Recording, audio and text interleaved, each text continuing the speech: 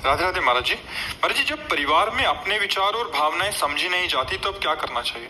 भगवान से अपने विचार जोड़ने चाहिए। परिवार का संसार कोई न हमारे विचार नहीं समझ सकता।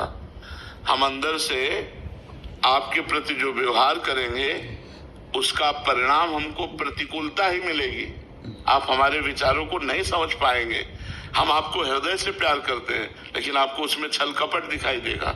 आप प्रतिकूल व्यवहार करेंगे तो हमको हमारा हृदय जलेगा कि हमने तो वास्तविक हृदय से प्यार किया और ये छल कपट कर रहा है। तो इसलिए हमारे हृदय की बात तो केवल हृदयेश्वर भगवान जानते हैं। इसलिए हमें चाहिए कि अपने विचार और अपने हृदय की बात भगवान से करें और सबको जो सुख पहुंचाते हैं तो परिणाम में बदले में हम कुछ ना चाहें तो हम सुखी हो जाएंगे। अगर बदले में चाहेंगे कि हम आपसे थोड़ा भी परोपकार की भावना से किया तो आप हमको थैंक यू तो बोल दीजिए, तो आप परेशान हो जाएंगे।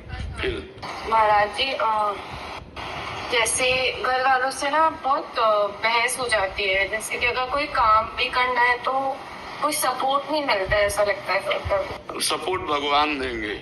हम इसलिए तो कह रहे भगवान से जुड़ो तो परिवार भी आप पर प्रेम करेगा। जहाँ पर कृपा राम की होई ता पर कृपा करे सब कोई। अपने अपने विचार हैं, आपके अपने विचार हैं, आपके भाई के अपने विचार हैं, पिता के अपने विचार हैं, चाचा के अपने विचार हैं, लेकिन भगवान आपके विचार को जानते हैं। और अगर आप भगवान से जुड़ी तो आपका विचार पक्का होगा जिसका प्रभाव सबके ऊपर पड़ेगा। देखो, संतों का विचार क्यों समाज के ऊपर पड़ता है? क्योंकि उनका विचार भगवान से जुड़ा हुआ होता है। समझ रहे ना?